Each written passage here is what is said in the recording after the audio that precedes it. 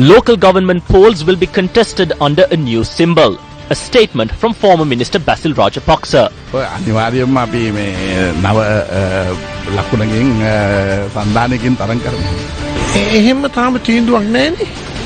එහෙම සාකච්ඡා මිනිසුන් ගෙල්ලීමක් තියෙනවා. UN Secretary General to visit Sri Lanka tomorrow. Yet another individual arrested on suspicion over hacking into the president's official website. Lieutenant Colonel suspected of having shot a woman in Athrugiri arrested. Firearm recovered from Diavannawe area. International Day of Victims of Enforced Disappearances marked today peaceful demonstrations across the country. Hello, good evening and welcome to Primetime News on TV1 and Shakti TV. I'm Nadim Majid. And I'm Nicola D'Souza. We start off with our top stories. The Central Committee of the Sri Lanka Freedom Party convened earlier this evening under the auspices of President Maithripala Sirisena at the President's official residence. The aim of the meeting is to discuss the upcoming 65th anniversary celebrations of the SLFP scheduled for the 4th of September. Enforced disappearance has become a global problem and is not restricted to a specific region of the world. Across the world, International Day of the Victims of Enforced Disappearances is marked today. The Day of the Disappeared, that falls on the 30th of August, is a day created to draw attention to the fate of individuals imprisoned at places and under poor conditions unknown to their relatives and all legal representatives. The impulse for the day came from the Latin American Federation of Associations for Relatives of Detained Disappeared, a non-governmental organization founded in 1981 in Costa Rica as an association of local and regional groups actively working against secret imprisonment, forced disappearances and abduction in a number of Latin American countries. The General Assembly of the United Nations adopted a declaration on the protection of all persons from enforced disappearance as Resolution 47-133 on December 18, 1992. Various programs were organized in Sri Lanka to mark this day. A program organized by several organizations, including the Collective of the Families of the Missing, took place at the Viharama Devi Park in Colombo. The event welcomed the establishment of the Office of Missing Persons. We are pleased that under the government of good governance, we have been able to achieve solutions to some of the requests made since 1989. The establishment of the Office of Missing Persons, adopting the UN resolutions, the establishment of a task force to inquire into public opinion are some of the promises that have been made by the government. Mahinda Rajapaksa and Vasudeva Nanayakkara spoke out on the disappearances in 89 and went to Kataragama for 17 days and also to Geneva as our representatives. However, these two-faced persons are now against the inquiry into the missing persons. The group thereafter marched to Lipton Circus and expressed their opposition to the disappearance of their relatives. My son was taken away on the 3rd of June 2009 in a white van. For 8 years, I have been waiting for my son. From the 12th of June to the 12th of July 1989, the SLTB was on strike and my husband went to work after the strike was called off. But he did not return home. I am waiting to know what happened to him. My son was abducted at the junction. We went everywhere in search of him. I urge that we are given the details of my son.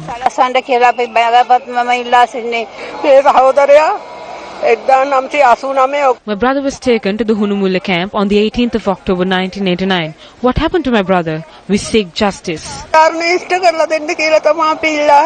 Demonstrations were also organized in line with the International Day of the Victims of Enforced Disappearances.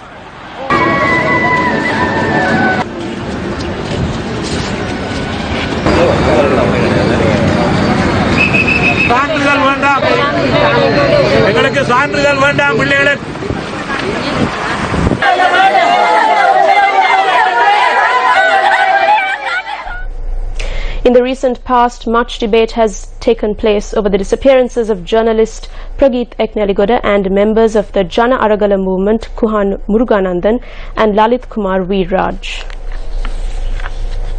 It has been 5 years since journalist Prageeth Ekneligoda was last seen on the 24th of January 2010. The truth will be revealed soon. My hope is that the perpetrators are punished.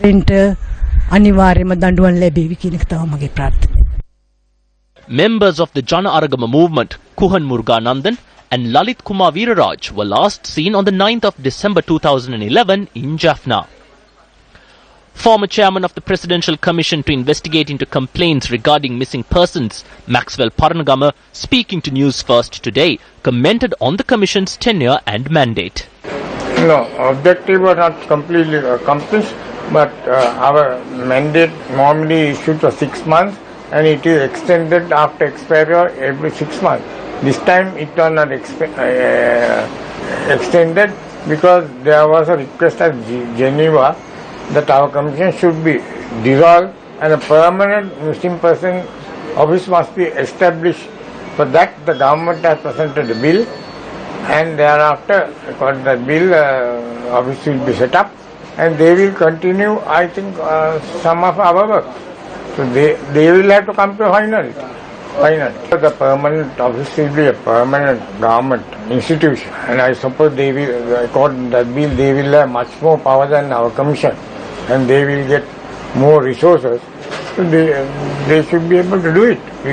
Our commission had very little resources.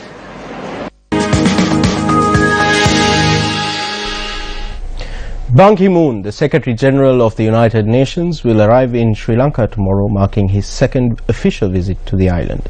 This visit is being undertaken on an invitation extended by the government of Sri Lanka. Following his arrival, the UN Secretary-General will meet Prime Minister Ranil Wickremesinghe.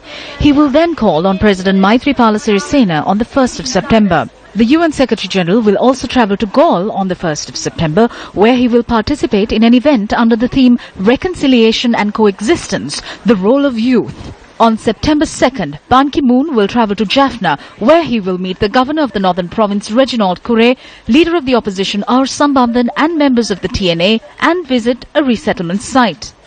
During the visit, the UN Secretary-General will also meet with several cabinet ministers, including Minister of Foreign Affairs Mangala Samaraveera, Speaker Karu Jayasuriya, and political party leaders, as well as civil society representatives. Incidentally, News First is the only electronic media organization in Sri Lanka to interview a Secretary-General of the United Nations in its 67-year history. Speaking exclusively to News First in 2012 in New York, this is what he had to say. Mr. Secretary General, you visited Sri Lanka following the end of the conflict in May 2009. It's been 3 years following the end of the conflict in Sri Lanka now. What are your observations now on Sri Lanka? I'm encouraged that the Sri Lankan government has been trying to promote the reconciliation among the peoples, and at the same time I've been urging President Rajapaksa and Foreign Minister to do more because there are very important recommendations which was made by the Lessons Learned and National Reconciliation. All these recommendations should be implemented without further delay. This is the expectation of the international community. Now, as President Rajapaksa was re-elected, he has a strong mandate. It's high time for him to exercise his political leadership to promote further the national reconciliation. Mr. Secretary General, do you see commitment from the part of the Sri Lankan government to ensure human rights and accountability in the country? That's what I have been assured by the President Rajapaksa and the ministers. But at the same time, they should also know that there is a higher expectation from the international community. Tomorrow's visit will be Ban Ki-moon's second visit to Sri Lanka. He toured the island in May 2009, immediately after the Sri Lankan government militarily defeated the LTTE, ending an almost 3-decade-old conflict.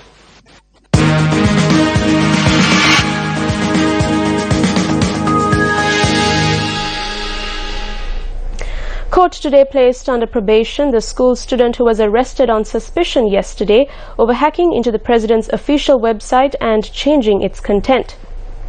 Meanwhile, another individual who is suspected of having aided and abetted the hacking was arrested by the police and produced in court today. The arrest of the school student was made from the Kadugannava area yesterday. The latest arrest was made from Moratuwa today, and court ordered for the suspect to be remanded until the 2nd of September. The Criminal Investigations Department is probing the incident. Former Minister Basil Rajapaksa says upcoming local government polls will be contested through a new alliance under a new symbol. The former minister expressed these views to the media after a case filed against him pertaining to alleged distribution of roofing sheets worth 33 million rupees from the Divi Naguma Fund in the run-up to the presidential election was taken up. Meanwhile, parliamentarian Prasanna Ranatunga, who had appeared before court over another court case, also commented on the new party.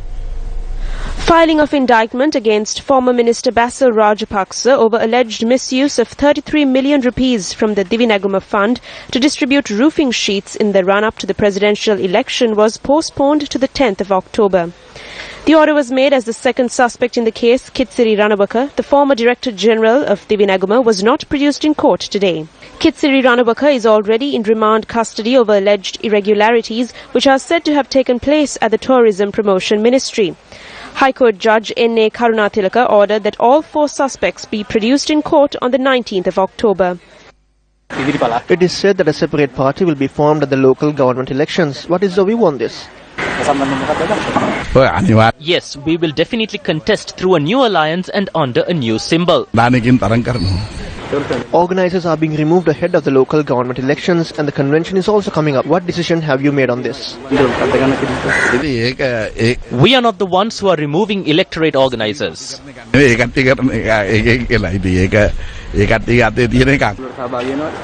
you attend the convention? Meanwhile, the High Court today permitted a request made by MP Prasanna Ranatunga, the former Chief Minister of the Western Province, and his spouse to travel overseas for 2 weeks. They both face several accusations, including allegedly obtaining a sum of 64 million rupees from a businessman using threats, claiming it was for the eviction of a group of residents from a plot of land in Meetotamulla. The case was postponed until the 30th of September for recording of evidence, as the third suspect in the case is currently overseas. The former president declared open a building yesterday, and at this event she reprimanded party supporters who opposed them. That is how she usually is. There is no need to take much notice of it. Basil Rajapaksa said a new party would be formed and that they would contest from a new alliance.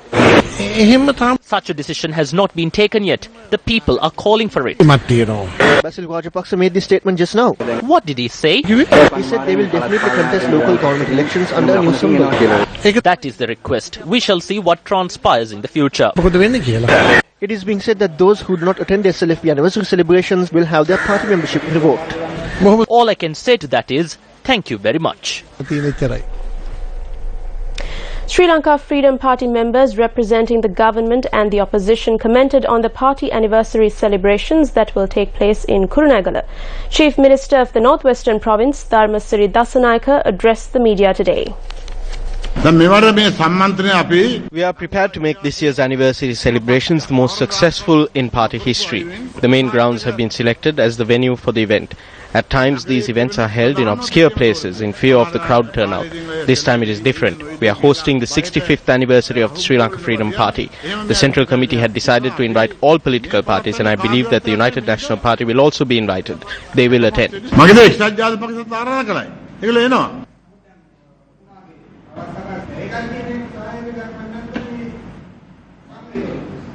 There are some persons, we will not be disappointed by that. Everything is in place. They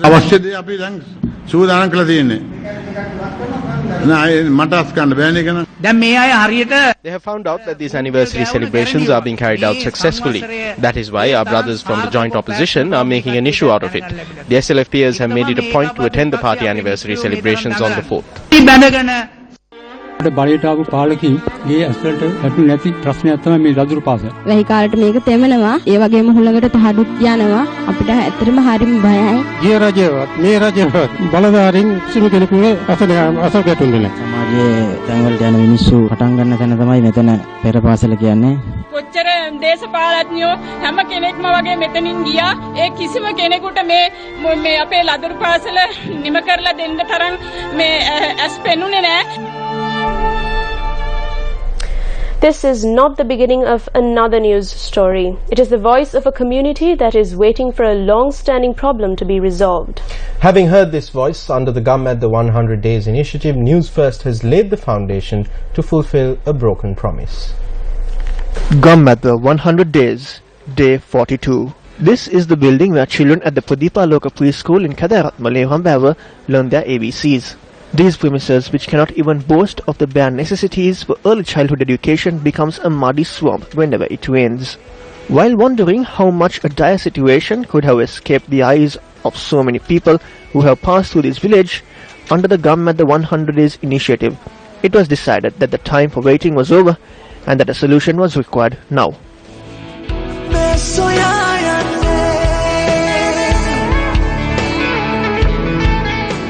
While we focus on issues that have a news value, we had no knowledge on how to build a preschool building. Due to this reason, we needed the support of the residents of this area. For showing us the unity of your community, I thank you on behalf of Sirasa. Construction work on the Padipa Loka Preschool will conclude in 2 weeks.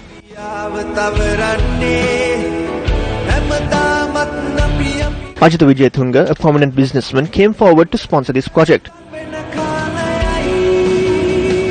Incidentally, this is a third of 6 projects which have been commenced under the Gum at the 100 Days initiative with financial support from Ajitha Wijayatunga.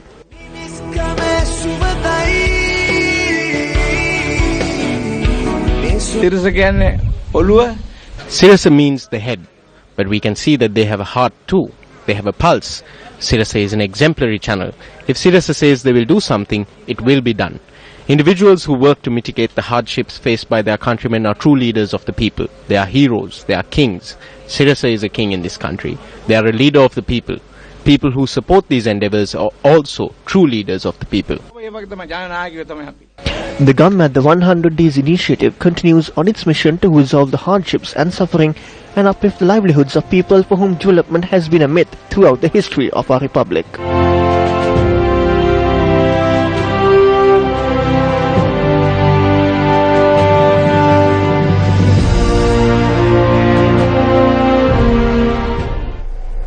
Deputy Minister of Power and Renewable Energy Ajit P. Pereira expressed his views on the Gum at the 100 Day initiative.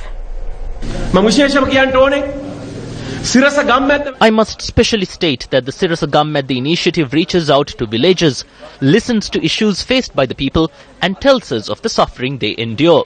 If there is a place in the country with no electricity, I ask Sirasa to inform us of the location and we will ensure that electricity will be given to any village by the 31st of December.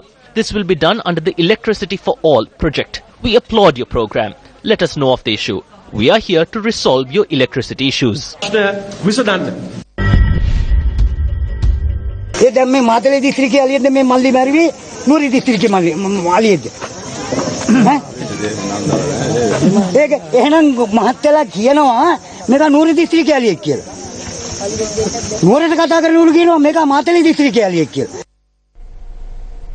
Villagers from Hettipola, Vilgamua and Nugagolla in Matale are facing a serious crisis due to incursions by wild elephants. Another life was lost at dawn today in a wild elephant attack. News First made inquiries regarding the issue from the officer in charge at the Vilgamua Wildlife Office. Villagers who had been harvesting paddy until late in the evening left an individual behind to guard the crops. However, they returned in the morning to find his lifeless body trampled by a wild elephant. The deceased was 59-year-old R.M. Chandaratna, a father of 6. While villagers have demanded a solution to this crisis on several occasions, the response they have received from the Department of Wildlife is noteworthy to say the least. Whenever the villagers call the Vilgamua Wildlife Office, they are informed that the area is under the purview of the Hasalaka Office, and when they contact the Hasalaka Office, they are told the opposite. The Wildlife Department, which has not chased away the wild elephants due to the inability to demarcate boundaries, arrived in the village today following the demise of R.M. Chandaratna. This was the response they received. Was it an elephant from the Matale district or the Kandy district that killed my brother? You say that it was from the Kandy district. When we call Kandy, they say the elephant is from the Matale district. Sir, what are you doing here now? How many times did we tell you that there was such a risk? We cannot even travel on the roads. What are you going to do for us now? Please leave. If the elephant had died, would it be the same? You would have taken us into custody and remanded us. How many times have we called? When all else failed, we went to Colombo and called the director. That is my brother lying dead over there. You don't even pick up the phone when we call. On the one occasion you did come, you inspected the Kiripattia field and the Dunk field. You fired a few crackers at about 6 in the evening and then you left. He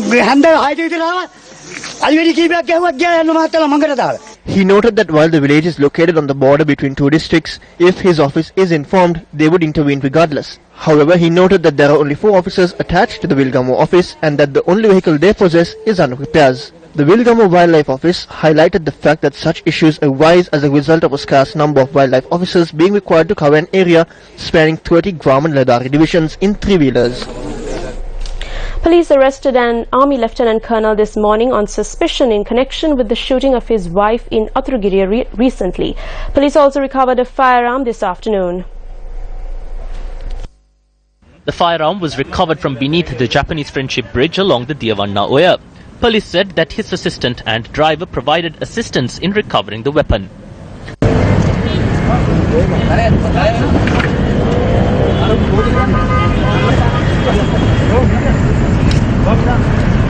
The wife of the Lieutenant Colonel was shot at on the night of the 27th of August in the Isurupura area in Malabe. The woman who was critically injured in the shooting was initially admitted to the Thalangama hospital and later transferred to the ICU of the Colombo National Hospital. The Road Development Authority says that construction of the first phase of the overpass that will span across the Rajagiriya junction will commence tomorrow. News First made inquiries regarding the inconvenience caused to the general public as a result of the construction activity. Over 100,000 vehicles pass through the Rajagiriya-Valikada junction, which is the intersection for 5 major arterial roads. This overpass is being constructed with the aim of minimizing the traffic congestion that builds up at the junction and will comprise of 4 lanes. 2 lanes will be initially constructed under phase 1 of the project. One end of the new flyover is the junction where the Budgamur road intersects with the Rajagiriya-Kadwala road. The other end is the junction near President's College Rajagiriya and the Elections Commission. The total length of the flyover is 533 meters. The estimated cost of the project is 4.3 billion rupees and is being funded by the government of Spain. There are 2 stages included for the construction of Rajagiriya flyover. The first stage already started. The construction period is 16 months.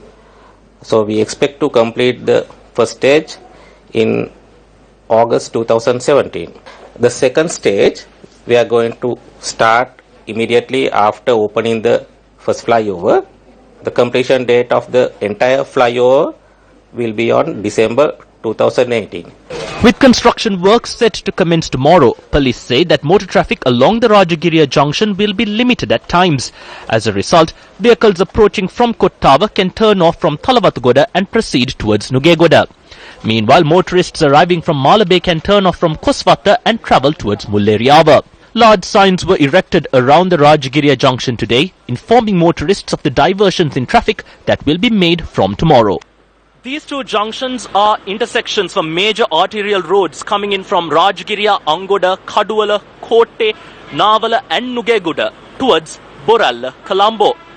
Now, in the past, thousands, if not millions of man-hours were wasted on a daily basis in the mornings and in the evenings during peak hours due to the traffic build-up that got clogged at these chain of junctions.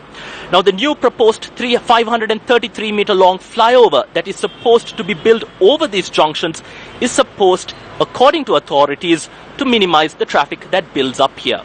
Reporting to you from the Valikada junction here in Rajagiriya, I'm Krishan Devasagayam for News First. Our correspondents report that the forest fires on the eastern slopes of the Knuckles Forest Reserve are continuing. They say that while flames from the fire are shooting skywards even as we report, the authorities have taken inadequate action to douse the flames. Locals say that the strong winds and dry conditions that were experienced on the eastern slopes of the Knuckles Forest Reserve caused the fire.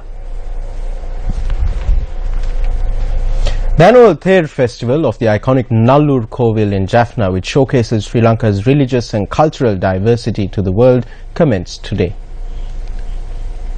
Om Aruvam Uruvam Special pujas were held at the Nallur Kovil in Jaffna over the past 22 days of the festival, and on its 23rd day, which is today, the first Ther festival was held. Hindu devotees in their thousands, both local and foreign, take part in this annual event. The Ther procession, comprising of various Hindu religious items, paraded the streets today, and the Ther festivities will conclude tomorrow.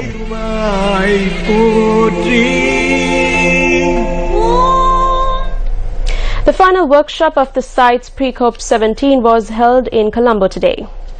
You want to get me? Discussions were held on the implementation and enforcement of shark and ray protections, fire shark listings and preparations for site's COP17. The Department of the Cooperation of Ministry is going to implement 17 goals 2070 to 2030. We will talk, the time will just pass. We have to save the planet. So what I propose, and my team of officers are working, and where we take first phase 1 is 2015, 17 to 2020, phase 1. Phase 2 is 2020 to 25. Phase 3, 2025 to 30. So we will work in Sri Lanka as a model where other countries also should adapt and create themselves. Human beings need the assistance of the animals, the marine side, the trees, forests. Sri Lanka have included all-rounder Sachit Pathirana into the ODI squad for the remainder of the series. The fourth ODI of the series will be played at the Rangiri Dambulla International Stadium as a day and night match. And that's a wrap of the news. Thank you and good night. Good night.